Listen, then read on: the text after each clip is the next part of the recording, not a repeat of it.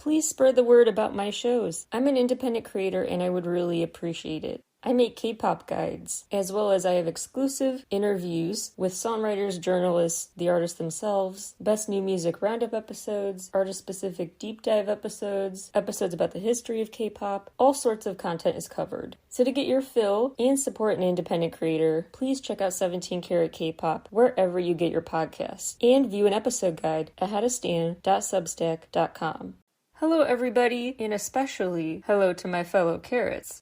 As basically part of my unofficial KCON after party, later that week when I flew back to Chicago, I got to go to see 17 on their Be the Sun World Tour. The full show review as well as a highlight video of the best performance moments, some cute moments between members, the short and long clips, all in a video compilation linked to in that review as well. That's up now at howtostan.substack.com. Available to free subscribers too, also at 17caratkpop.weebly.com.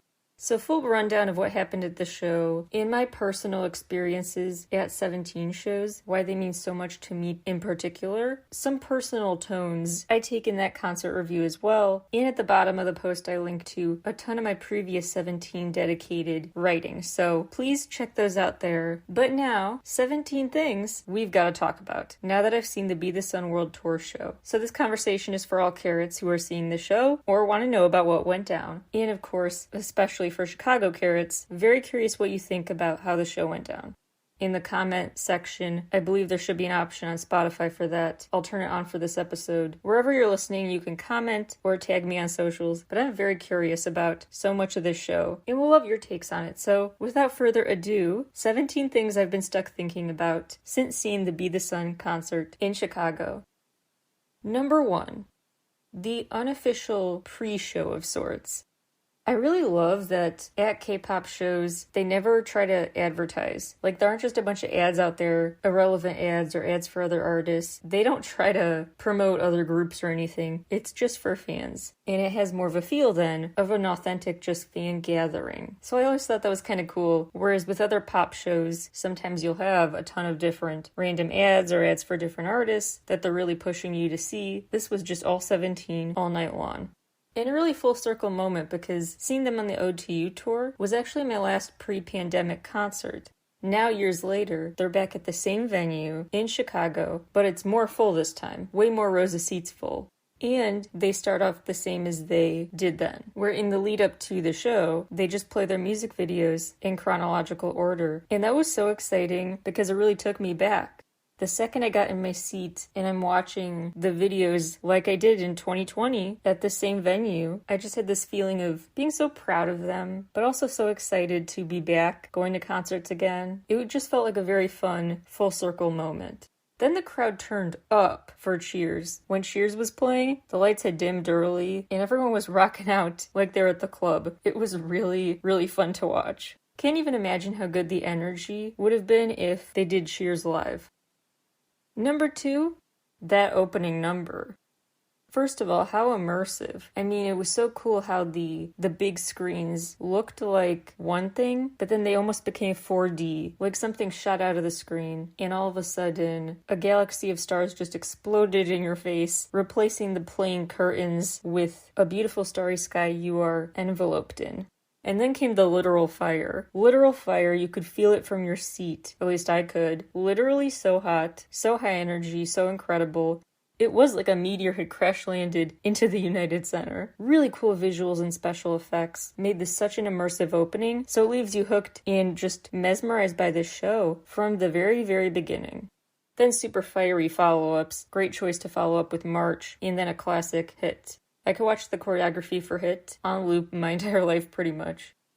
I love the part at the end where Hoshi shoots out flames because it is overkill, because it's so unnecessary. Already an 11 out of 10 performance, energy-wise, but he still chose to do that anyway, just to prove he can basically. Like, yeah, we are all that, and then some. The only one who tops us is us. We one-up ourselves. Such a boss move, and shout out to Dino who definitely fulfilled that persona for Hoshi in DC when Hoshi got sick and could not perform. Number 3, the Ments. The ending Ments especially. They said the obligatory stuff that's frankly tiresome at this point, that every artist seems to always have to say when they're in Chicago, something about the pizza, and then something about the weather. Definitely checked off both of those boxes. Hoshi brought back up his tiger obsession, of course. But I love that this time, unprompted, people caught on. So the second he said tiger claws up, we all put our tiger claws up. Whereas in 2020, that took a little time to teach the crowd. Like, hey, this is my thing. I love tigers. Get used to it. Now we were used to it and ready. But also in his comments, he did show off his more sentimental side too, saying, thank you for coming. It's so cool that despite a language barrier, music unites all of us and is this universal language. So he was classic Hoshi in his ment, talking about tigers and goofing off, but also ending on that sweet note. He also declared himself Hoshikago as his new name, which is so funny and fine by me if he keeps it. Now that's a missed merch opportunity. Another extra exciting, funny ment was SQ's because he actually sat out the Chicago show in 2020. So this is my first time seeing him in person. And he was very cool, very awesome. And he reflected on that, how glad he is to be here. But then people just kept woofing for him. And they barked at Juhani at Monsta X this year too. So I'm just wondering, is that a new trend at K-pop concerts now? Are we just barking at a certain member? Are we just woofing? Are we just like, the second we see them on stage, being like, woof, woof, woof? Like, I don't understand where that trend started or why it's a trend. And I also don't understand, it's hard to read his face. Like, does SQ like this, or was he really embarrassed? I couldn't tell what kind of laughter we're talking about. But it made for a memorable ment for sure. And then a third touching moment was when Vernon shouted out his family, who he said were in the crowd that night. Number 4. Junhan's cast, and in general the members' ailments and stuff, they've already dealt with a lot of physical issues on tour and persevered. I honestly totally forgot Junhan was in a cast because of that elbow injury until I saw it, and he actually is the one who drew attention to it when he wrote Carat on it in big marker. So he wore this giant white cast that said Carat. Without seeing the sling he intentionally directed your eyes toward, I kind of forgot he had it. Then again, you're reminded with that cute glittery silver one he wore later. But wow, I was so amazed. He was so professional. Didn't miss a beat. Did not matter he had a cast. He still pulled off every dance move. Still was at the top of his game. He probably could have found a way to excuse himself from the show entirely, but he was very committed, and he really pulled through. There is a whole other conversation to be had about being overworked and how K-pop artists can be overworked all too often, but that's for another day. I really genuinely believe Junhan wanted to perform, and it was his choice to. I feel very fortunate that I was able to see my all-time faves, all 13 of them, because this tour has kind of been on and off, missing members because of COVID, catching COVID or having to quarantine. So I feel very blessed that I was a tour stop where they were all there. And Mingyu really embraced that to the fullest. I love this moment where he just strutted to the runway in the second stage and just knelt down with his arms wide open, like a true rock star before they smashed their guitar or something. Like he was, when everyone said Mingyu's back and we're cheering, he embraced that moment like he was posing for a movie poster. And he really was. He brought the energy. Trust me, his fancy footwork and stuff, way more impressive even. And his personality, his mental presence, actually just being mentally present while performing, it really shines when you're right up close to him. So Mingyu was a gem, and it was great to see all of them. Shout out to Carrots in DC, who sang Joshua's part of 2-1 because he couldn't do it. Because of COVID, Joshua was out. So for that show, Vernon was on stage alone, which is kind of sad. But all the fans sang Joshua's parts. And the videos I've seen of that are quite touching. Although, admittedly, it's kind of darkly funny that they actually brought 2-1 to life. Literally, that stage is now 2-1. They're that good at being artists. They bring their songs to life without even trying. Number 5, the venue's layout. What do you guys think of the format of the venue? And if you got a floor seat, was it worth it? Especially if you got like a VIP floor seat. So you were up toward the front. There was a front stage and a second stage and a runway connecting them. 17 spent a good amount of time on that second stage, closer to other parts of the crowd. So if you got an extra expensive ticket toward the front of the first stage, you were not only not near them for like half the show, but you were also very low to the ground because the floor seats are really low. United Center stage is so high, it's like you're in a pit, like a literal pit, in a basement or something of this place, looking up at them. So, was it worth the extra cost if you sat up there? I'd personally say for some arena shows like at United Center, it's better to get a seat, not just like on the floor, but just a seat on the side because the stage is so high up. So if you want to get eye level with them, it's better to be elsewhere, and then you can see them on the front and back stages. This time I really just fangirled to indescribable extremes because I had the best seat in the house, truly. I just have to brag for a second. I had a spot directly across from them, really not that many feet apart, right up front, on the side. So whenever they came over to the second stage and went over to my side of the stage, like I was looking at them. I was dancing with Joshua, okay? I was looking at Joshua and he could have looked at me. No one can prove he didn't. It was a rare occasion where I didn't have to watch the show via the screens. I actually watched them. Because they didn't look like little specks of people. I could see the actual people, like in the flesh, the members, they were all there. Really, really, I mean, imagine being so in awe and in love, basically, with the group that you dedicate a podcast to them called 17 Carat K-Pop. Spend so many years being so grateful for their music's impact on your life. Write endless essays about them and how their discography has gotten you through some tough times, then all of a sudden, you're face to face with them for a whole night. That's basically my experience. So, yeah, I'm gonna just brag for a second because I felt so freaking elated just seeing them all so up close. Alright, moving on. Number 6, the looks. They were really serving for this tour. I really thought they couldn't get better in any area after seeing the OTU tour back in 2020, but they really outdid themselves, and their wardrobe was no exception. And I don't know if it was intentional, but some of the ways they seemed to level up and prove they're back and better were like when in the 2020 show they wore these silver beaded black outfits. This time they wore similar black outfits with gold beads. That's an upgrade. Another upgrade with the performance team. Last time they wore all white outfits.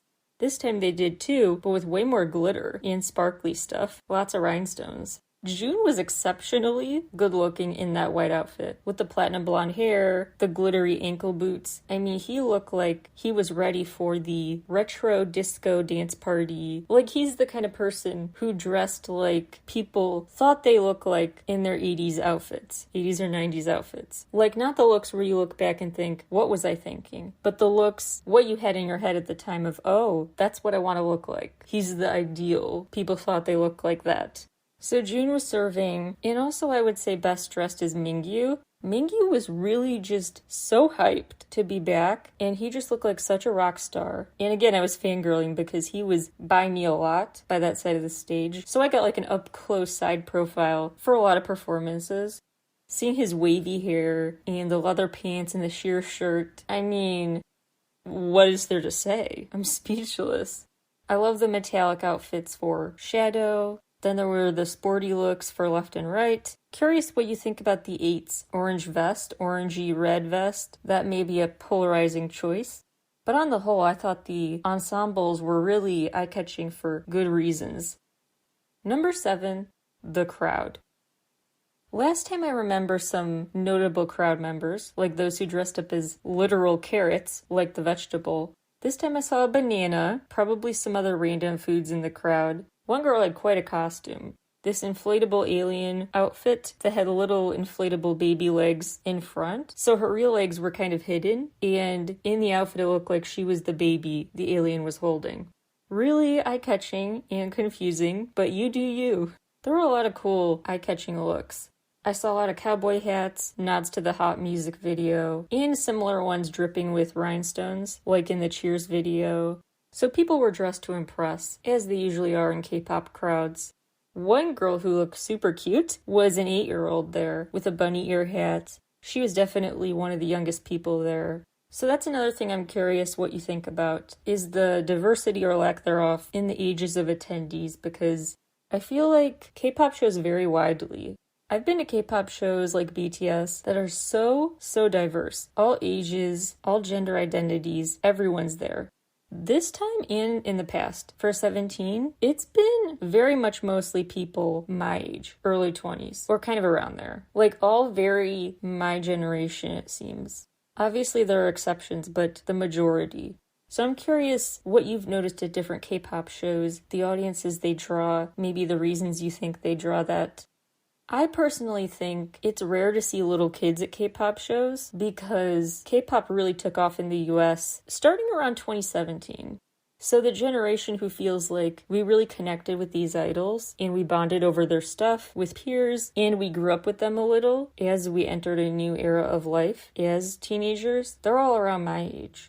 So with groups like 17, who really just took off career-wise in the late 2010s, just as we were becoming adults, it makes sense to me that the fandom would, at least the concert-going fandom would, be all around that age. Because the young kids haven't had the chance to grow up with these groups. So it's just a different experience. But I'm curious what you think. The crowd this time definitely had a lot more sass and funny signs than last time. People came with like that pent up emotion and this new boldness after the pandemic where they're like, you know what, screw it, let's do the funny signs. So the bad B words love June, that was really interesting. A lot of dino puns for Dino. I saw a gentle sexy sign, a nod to Joshua's nickname, We Love, some fun pickup lines like, let me snap shoot my shot.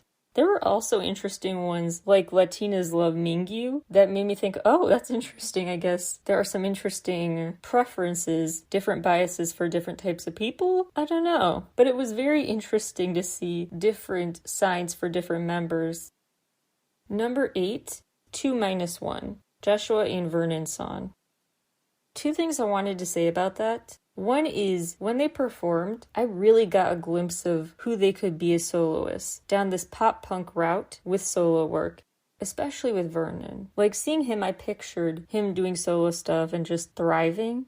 I had this glimpse of him in the future as I watched him. Like, wow, he's in his moment. He's really vibing. He's really loving this. This is a proud moment for him. This is the kind of music and sound he loves to work with. He is just thriving with this song.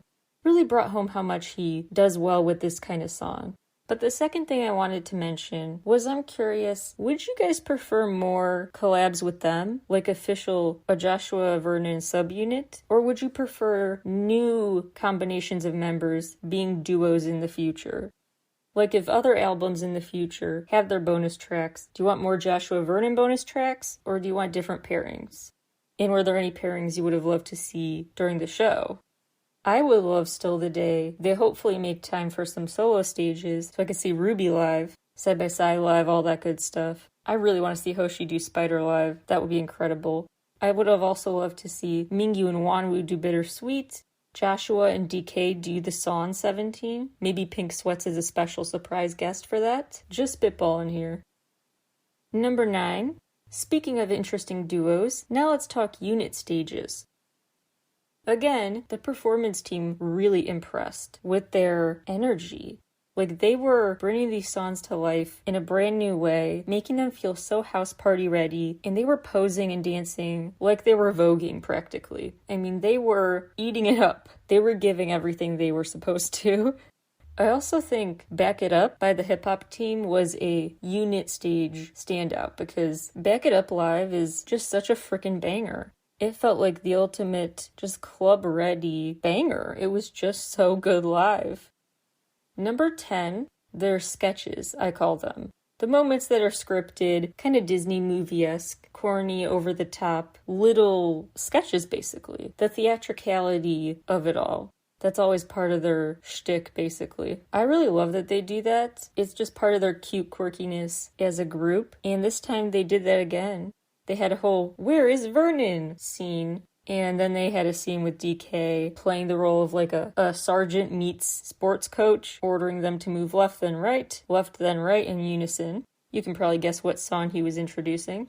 Just the way they introduce songs with goofy little moments like that, I've always really appreciated. So I just wanted to shout that out. I remember they did that before on the Ode to You tour, and they had a whole scene where they were like, we've gotta hide! And again, very live theater-esque. They all posed in really funny ways. Like, if they're still enough, they won't be able to see them. It was a whole thing. You had to be there. Number 11, the VCRs. The transition videos at K-pop concerts, I always pay close attention to, because you never know what kind of Easter eggs will pop up, what kind of details you really need to take notes on if you're a big music video storyline theorist like I am. So I definitely low-key took notes in my phone during the VCRs to remember these details, because this is the kind of weirdo I am. And I found a lot of interesting telling details in their VCRs that link back to the Face the Sun solo teaser videos. In the VCR, the 8 was staring into this cracked mirror. The mirrors were also part of the symbolism in the video for Cheers, one of their newer songs. Now it's a cracked mirror, before it was a maze of mirrors. Either way, it's an obstacle, or something's wrong with the picture. There's also a scene in the 8's teaser video where he lay down in the middle of the road, and in the VCR, Woozy is in the middle of the road now. And he's there with a piano, which is a symbol we've seen by him time and time again, and with Mingyu. Some members were by a flame or a fire or a lit match. That symbolism we could go on about for ages, but that's been a recurring theme, especially for this new era. June actually was surrounded by flames in the teaser video, and he had this backdrop of a starry night sky, which is also the backdrop Wonwoo got in the VCR. He was the one who was outside at night, when it was dark out and it was winter, it was snowing. It makes total sense to me because Wonwoo was the character who stepped on his glasses in the Hot video and really symbolized that transition out of his daily self into a new him, stepping into a new world, a new way of doing things. And now in the VCR, he was representing that changing of the seasons too. He's ready to enter a new spring. The empty bathtub symbolism was also back. Vernon was there in his Face the Sun teaser video with a goldfish, and the goldfish is back in the VCR in June's video. Look, the red string bulletin board theorizing I did, connecting all these different characters who share symbols with other characters now in the VCR, you can probably picture it, and it's pretty much the meme exactly. Then there is Seungkwan, who was surrounded by flashing red lights. In his previous teaser video, he dealt with that big emergency button. He was in a state of alarm as well there. The flashing lights also came from Joshua's teaser. They pretty much made sure everyone's teaser video got a symbol or a message shared and incorporated into a VCR. Then there's the obvious symbolism at the end, when the members all disembarked from this elevator that opened up into this new world that awaits them, out in a field, like the field setting in the Darling video. Number 12, the set list. Hot, March, and Hit. We talked about how that was just an explosive trio to start off the show. Then came Rock With You and 2-1. What do you guys think of the rest of the set list? There was Moonwalker, Wave, Come To Me, Imperfect Love, Game Boy, Back It Up, Monse, Left and Right, Very Nice, Shadow, Crush, and Underscore World. Before the finale, the encore had Darling, Our Dawn Is Hotter Than Day, and Snapshoot. What do you guys think about Very Nice being in the set list too? The members actually said during the show, we did that just to throw you off because you expected it not till the finale, which is cute and funny, if true, but with so many songs now in their discography, I kind of wish they didn't do that and save Very Nice for the end, made time for then another song, but that's just me. I personally think this was a good variety in their set list, but honestly, my favorite 17 songs ever, none of those were in here. Pretty You, such a sweet gem. Nope, not here. Smile Flower, not here. Getting Closer is just everything. One of my all-time favorites, not here. Some of their most iconic ever, actually, surprisingly weren't here, like Clap. They're probably sick of that song, but still. So that goes with number 13, the encore. Curious what you guys think of that. I do love that they ended with Snapshoot, before, of course, Aju Nice. It was cute. They had all this time for different freestyle moments. I have a lot of cute videos of the members freestyling and reacting to each other's freestyling of Snapshoot on that highlight video linked to through my Substack. That went on a long time, and I loved that. I love that not just the encore, but the last portion of 17 shows always seem drawn out. Like they get through the traditional set list in the blink of an eye. The night is still young. But then the encore is like a third of the length of the show because they really do draw out the choruses, the dance breaks, etc. And I kind of love that. It's like they know the night was moving too fast too, so they want to slow it down to extend their time with us. Number 15, the endless version of Very Nice. This I really am curious about, if you went to the Chicago show. After they said goodbye and went under the partition, did they come back again? The whole thing, for those who don't know, is they come back for very nice again and again and again. I mean, on the Ode to You tour, it was probably like 8 times. I mean, it was excessive and so funny. Like, they would say, bye, that's it, have a good night, and then run back out on stage. And Aju Nice, the chorus would start again. We'd all start dancing and jumping. The confetti would come back. The energy would come back. Then they would wrap it up. They would take a bow. Then they'd be like, psych, and they'd come back. And they went so far as to go beneath the partition, close the curtains, wave goodbye, and then say, do you want us to come back? And then they would come back. And it just kept happening. But this time with the partition, I don't think they came back after that. I really slowly left that venue because I kept looking behind me, waiting for them to reappear, and as long as I took to get out of there, I didn't hear or see anything. So please let me know if you did, or if they really did just leave after that partition closing, because I was ready for more psychs. I think they did fewer rounds than the incredible amount they did on the Ode to You tour. I also honestly think I prefer the version of the whole gimmick they did before when they went all the way, like behind the curtain, back and forth. This time, they mostly just kept doing rounds of the chorus on the second stage. So the joke was not so much, oh my gosh, how many times will they come back? It was just, oh my gosh, how many more rounds of the chorus are they gonna do? So overall, the things we had to discuss. The unofficial pre-show of sorts that kicks off every 17 show. The opening number choice. The Ments, Junhan's cast, other members' ailments they powered through. The venue's layout and the seating. The looks. The crowd and fans' behavior and signs, 2-1, the unit stages, the sketches, the theatrical fun they always add to the show, the VCR content, Ningyu just serving, the set list, the encore, the Aju Nice endless version. Then the other 2 things, one is just my overall takeaway I really dive into on my Substack, a big takeaway about what makes them so remarkable as performers. I'll save that for the very end. But then the other thing, number 17 on this list of things we have to talk about, is an overall recap of which was better, the Ode to You show or the Be the Sun show. And I thought about this very carefully. Here's what I came to, but I would love to know what you picked. I looked at the show based on different categories and whether or not I liked it better this time or last time. And here's what happened. Feel free to do this yourself and see. Category 1, which tour had the better outfits? I vote for this one for the reasons we already said. Which tour had the cooler opening number? I already talked about Hot, which is my pick, but then there is the ODU one, where they all came on stage for Getting Closer with the black leather outfits, the black semi-hooded leather outfits with the tall collars, looking like movie villains, each member coming in onto the stage from a different location. Very just dark and dramatic. This time it was dramatic too, but all about the sun, which is kind of the opposites. What do you think about the best unit stages? I honestly just made this point go to both shows equally, because it was a mixed bag. I think I prefer some performances last time more. The vocal team, I think, just did more songs, period, last time. The performance team last time, they did Lily Yabai, and that choreography is so mesmerizing. The ways their body movements are linked and then unlinked again, the synchronization. It's just so next level that I have to say that's my favorite out of that versus this time's Wave performance and Moonwalker. But the hip-hop team, I like them more on the Be the Sun tour. Last time they did Trauma and then Chili, which is kind of a funny back and forth. This time though, again, Back It Up live was just so next level headbang worthy. Which show had a better turnout?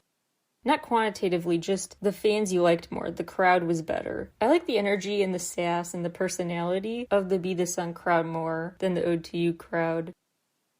Which show do you think showed the members with better, sketches, stage presence?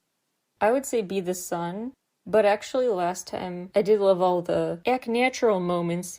Last time Hoshi also played teacher basically. He made a big fuss over teaching us correctly how to say what time is it in Korean. That was the whole thing. I think Hoshi talked a lot more last time, commanded the room more. Which show do you think had better choreography? This was really hard for me to pick. So I decided Ode to You, but just slightly edging out Be the Sun. Just because I love some of the choreography of the songs that Ode to You had on the set list that Be the Sun didn't. like Getting Closer, Clap, Fear, Lullaby. A lot of my all-time favorite routines were in the set list for Ode to You. But this time they continued to have just ridiculously in-sync, mesmerizing choreography. Which show had better special effects? This one for sure. The fire, the confetti, and I love that they didn't make it wait till the end. Like, they treated every single song, every stage, like it could have been the grand finale number. They pulled out all the stops for every single song. You never knew which songs would get the flames, the confetti blasts, etc. Which show had the better encore? The whole Aju Nice endless reprise. I have to pick Ode to You because that one was much longer. The longer it is, the funnier and better I find it. Which show had better ments?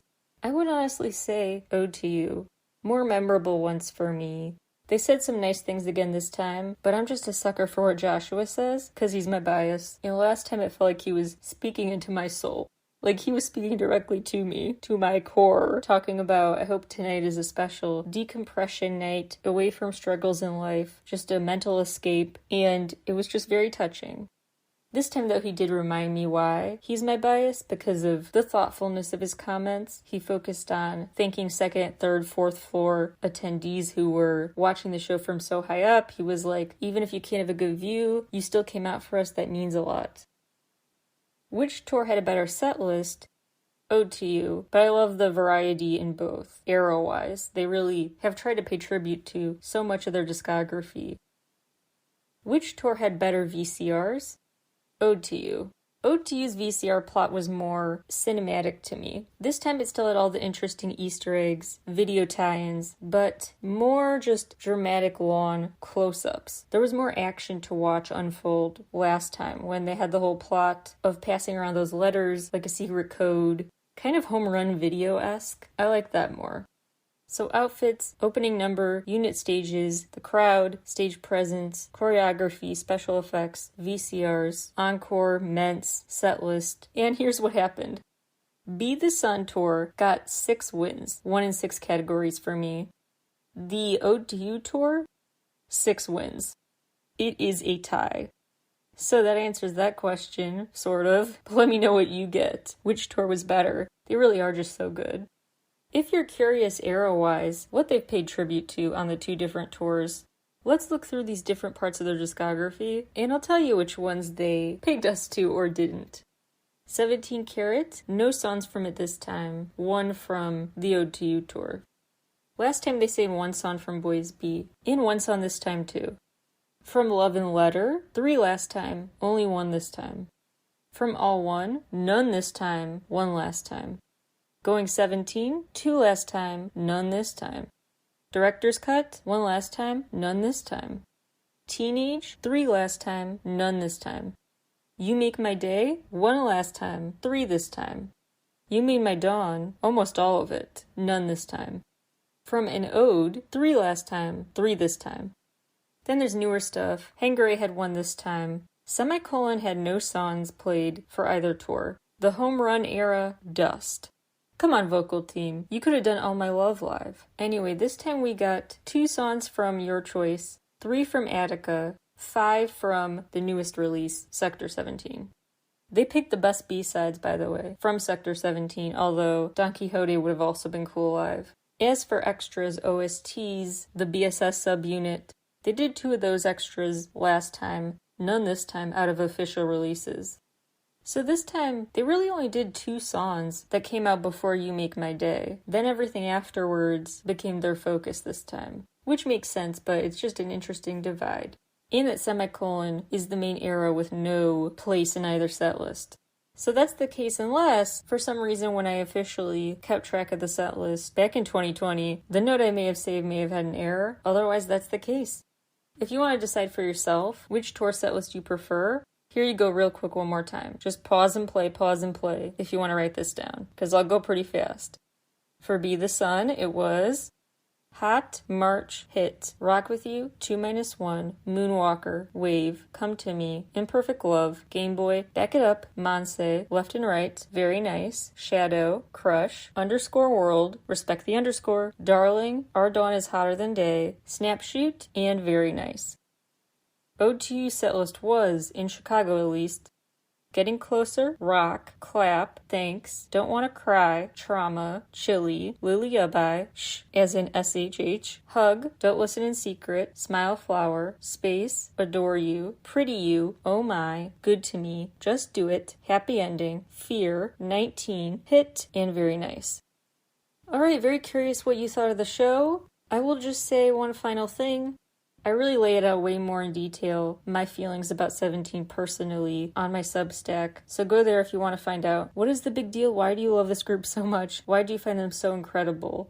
Just objectively trying to get into my neutral music critic mindset, and subjectively why I think they are all that. They are very special.